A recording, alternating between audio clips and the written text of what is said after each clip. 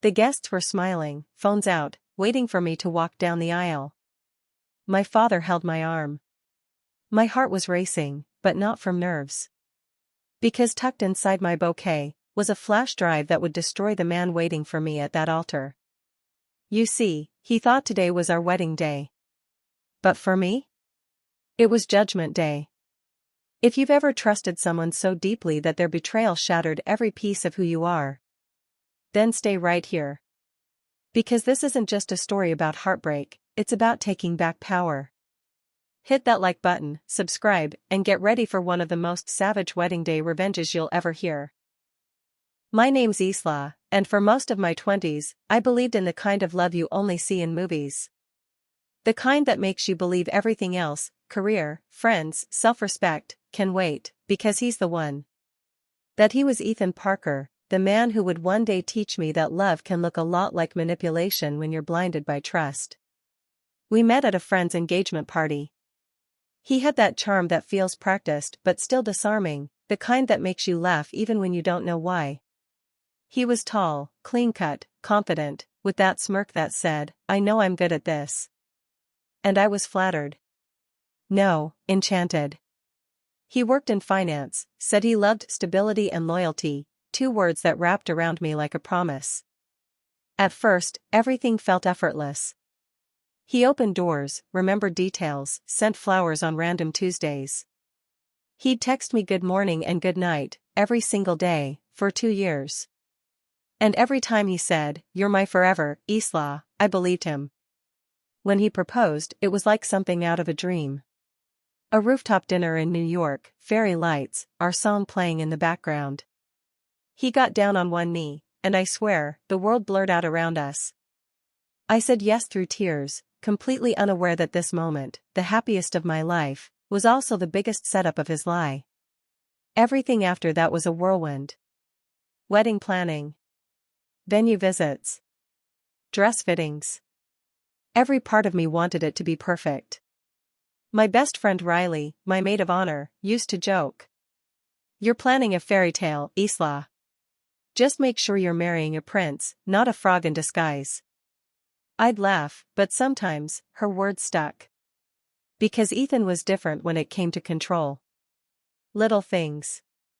He'd suggest what dress I should wear. He'd comment if I posted too many photos that showed too much skin. And when I'd go out with friends, he'd always check in, every half hour. He said it was because he worried about me. But it always felt like he didn't trust me. I brushed it off. Everyone has flaws, right? And love means compromise. But then, 3 months before the wedding, I started noticing cracks. He was always on his phone. Always smiling at messages he wouldn't show me. When I'd ask, he'd say, "Just work stuff, babe," and tuck it away. Work stuff. Always work stuff. One night, he came home late. Reeking of perfume that wasn't mine. When I asked, he laughed and said, "You're being paranoid, Isla. Don't ruin us with your insecurities." I apologized. I always apologized. That night, I couldn't sleep. I stared at the ceiling and wondered why I felt crazy for asking questions I had every right to ask. The next morning, Riley stopped by. She's always been the kind of friend who can sense when something's off. She took one look at my face and said, "You've been crying. What happened?" When I told her, she didn't hesitate. "Something's wrong, Isla. If you won't look, I will." I tried to stop her, but Riley's stubbornness could move mountains. She knew Ethan's assistant through a friend and decided to ask around. That's how the truth started to unravel. A few days later, she came to me, pale, trembling, phone in hand. "You need to see this." There it was. A string of messages. Photos. Videos. Ethan. With another woman. Not just once. Not just recently. But for months. Her name was Madison, one of his co-workers. They'd been together during business trips. Valentine's weekend. Even on the night before our engagement party. I felt like someone had driven a knife through my chest and twisted it. I couldn't breathe. Couldn't think. The man who swore I was his forever had been living a double life right beside me. Riley wanted to confront him immediately. But I needed time. Time to process, to break down, to fall apart. I spent that night alone in my apartment, replaying every moment we'd shared, trying to pinpoint where I stopped being enough. I thought of canceling the wedding. Telling his family. Ending everything quietly.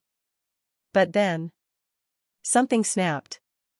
Because the more I thought about his lies, the more I realized how easily he fooled everyone, the more I felt this deep, burning need for justice. He didn't just cheat. He humiliated me. He made me doubt my sanity. He made me apologize for his sins. That was the night the tears stopped. And the planning began. When people talk about betrayal, they always focus on the explosion, the moment you find out, the yelling, the tears. But what no one talks about is the silence that comes after. That hollow stillness where everything you believed in just collapses. And you're left staring at the ruins of your own trust, wondering how you missed the warning signs that were screaming right in front of you. For me, that silence lasted 3 days. 3 days of pretending I was fine. 3 days of crying in the shower, so no one could hear. 3 days of scrolling through our engagement photos, smiling faces, captioned "Forever starts here." And every time I saw his face, I felt this deep, nauseating ache that made it hard to breathe. But on the 4th day, something inside me changed. It was small, just a flicker of clarity, but it was enough. I looked in the mirror and realized. Ethan Parker wasn't worth another tear. He wasn't going to take my future and my dignity.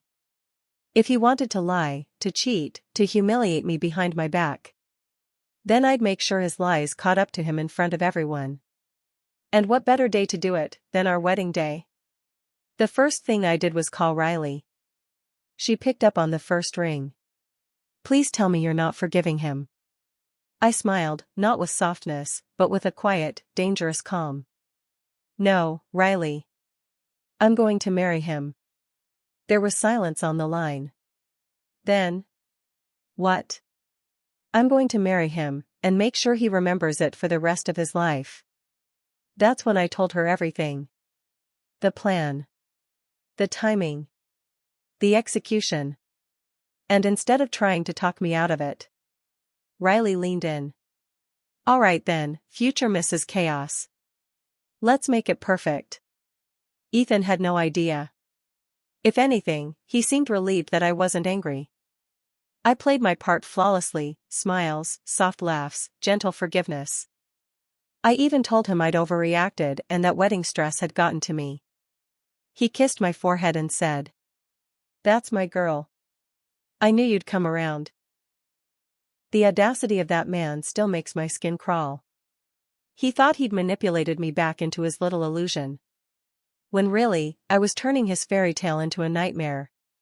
If I was going to expose him, it had to be undeniable, something no excuse, no tears, no manipulation could talk his way out of. So, with Riley's help, I gathered proof. She contacted Madison's ex-boyfriend. Apparently, he had screenshots, voice notes, everything. Turns out, Ethan wasn't even subtle. He'd been bragging. Telling Madison that he had me wrapped around his finger, and that marrying me was just a career move. He even joked that I was good practice before finding the real one. I swear, I saw red. Riley wanted to send it to his office. But I had a bigger stage in mind. His humiliation wouldn't happen through whispers. It would happen under chandeliers, in front of his family, his friends, his colleagues. Everyone who thought he was the perfect man. The days leading up to the wedding were surreal. He was all smiles and affection, calling me his angel, telling me how lucky he was. And I'd smile back every time thinking, "You have no idea." At the rehearsal dinner, he gave a speech about loyalty and love. His mother cried. I nearly laughed. When he said, "I can't wait to spend forever proving how much I adore her," I caught Riley's eye across the table. Her lips twitched, trying not to smirk. The irony was almost too much. I had the flash drive ready, every photo, every text, every disgusting message. But I needed to make sure it played right. So I asked the wedding planner, under the guise of a surprise montage for Ethan, to set up a projector for the ceremony. Just some photos from our journey, I told her. She thought it was romantic. I also wrote my vows. But instead of promises of love, they were a confession, his confession, word for word. I'd read them to him, in front of everyone, with the evidence ready to roll. The idea of it made my pulse race. Not from fear, but from power. The kind I hadn't felt in months. The night before the wedding, I couldn't sleep. Not because I was nervous, but because I was ready.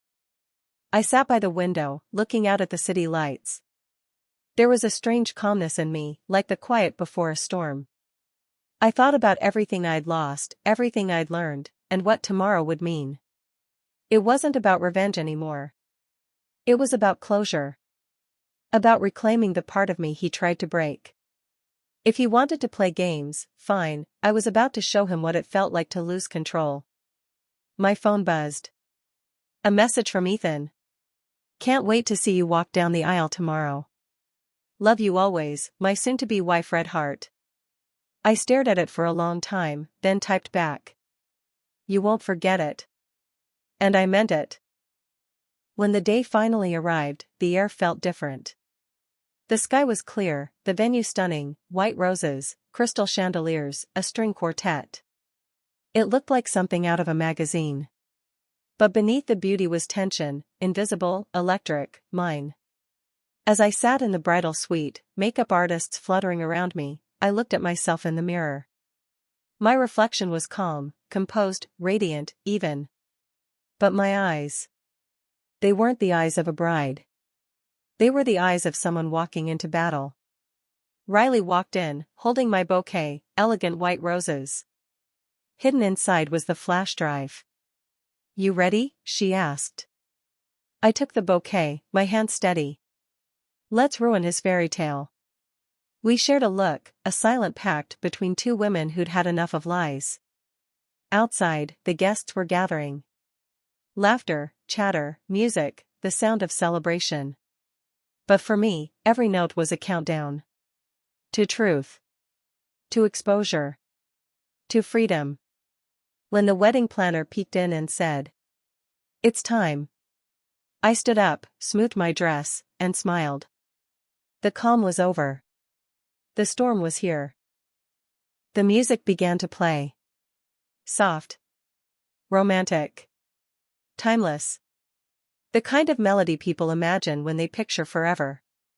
I took a deep breath as the doors opened, and every head in that grand hall turned toward me. Rows of faces, smiling, teary, enchanted, watching their version of the perfect bride. And there he was. Ethan. Standing at the altar, confident and radiant in his designer tuxedo.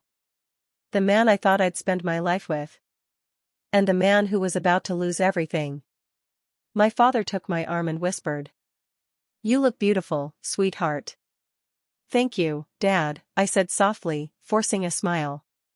But inside, I wasn't the same daughter he thought he was walking down that aisle. I wasn't walking toward love. I was walking toward justice. Every step felt slow, deliberate, the air thick with expectation. I could feel hundreds of eyes on me, phones raised, hearts full. They had no idea what was about to happen. When I reached the altar, Ethan took my hands, grinning that smug, practiced grin. "You look like a dream," he whispered. "So do you," I replied sweetly. And in a way, it was true, he looked like every woman's dream. Until you saw the monster underneath. The officiant began speaking, but my mind wasn't listening.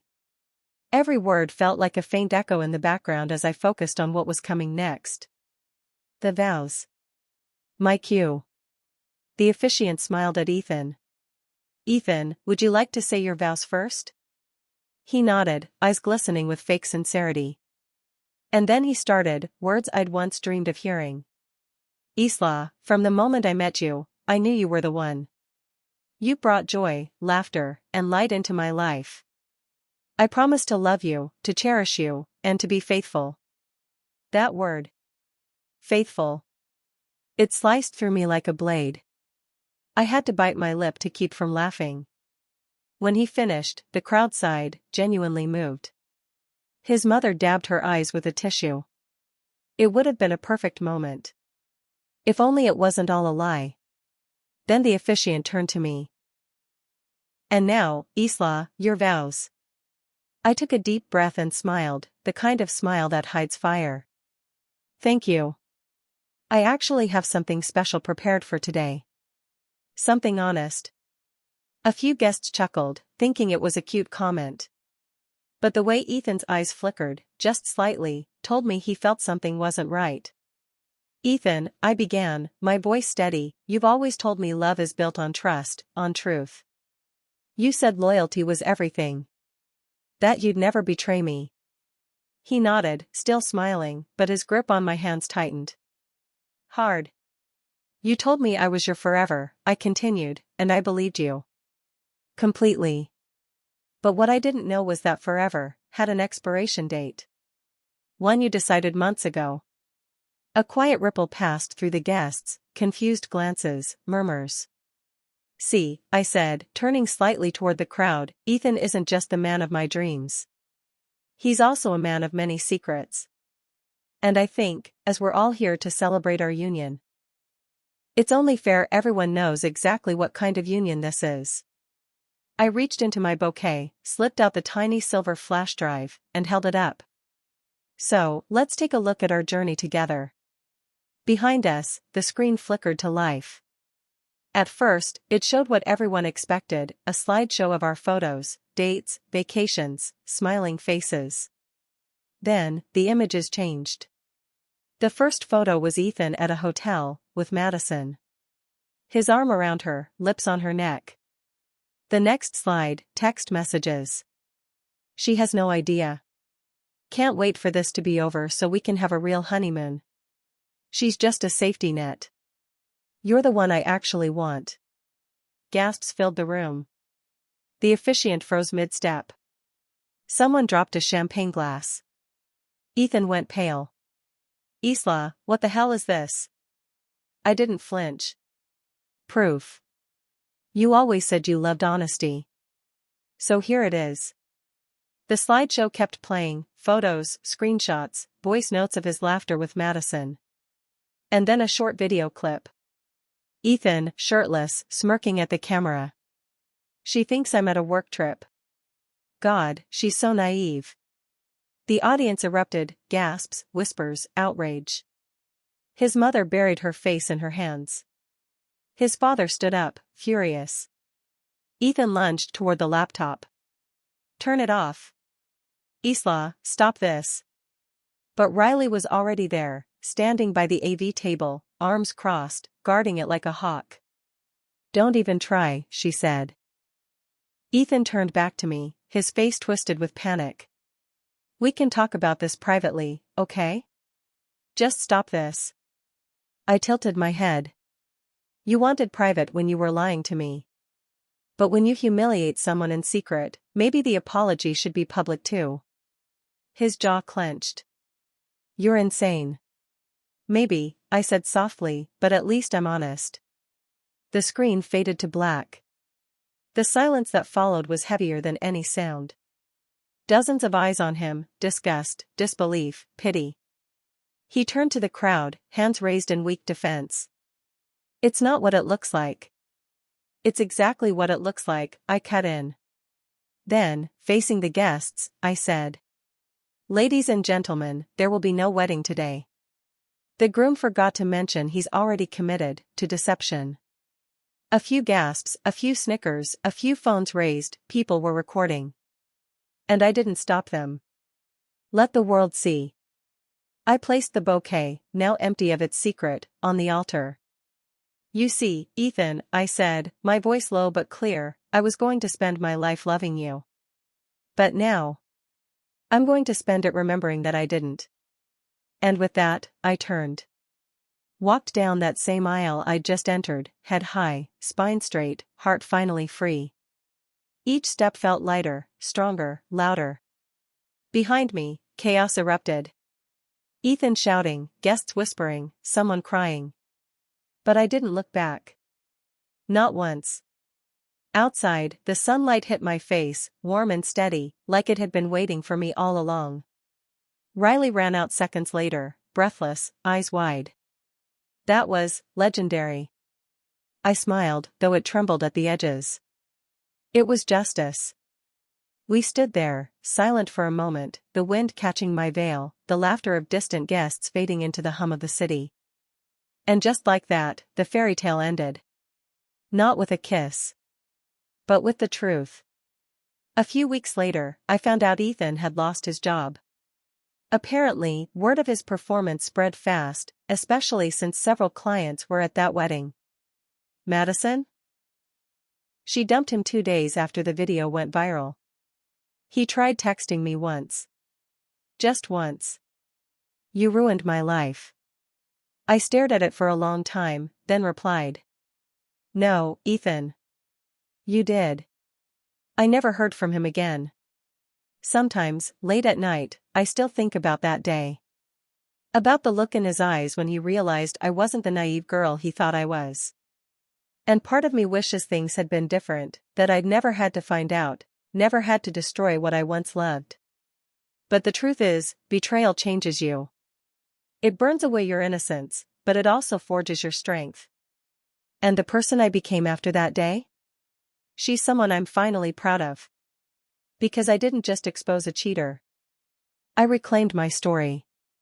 If there's one thing I learned, I say now, it's this: love without respect is just manipulation dressed as devotion. And sometimes, walking away isn't weakness. It's the bravest thing you'll ever do. If this story gave you chills, hit that like button and tell me in the comments. Would you have exposed him the same way, or walked away quietly? And of course, make sure to subscribe for more real-life revenge stories. Where karma doesn't just knock, it crashes the wedding.